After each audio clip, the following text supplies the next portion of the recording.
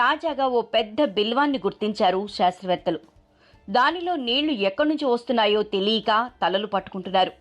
ఈ విషయం కనుక్కునేందుకే బిల్వంలోకి దిగిన శాస్త్రవేత్తలకు మరికొన్ని షాకింగ్ సీన్లు కనిపించాయి.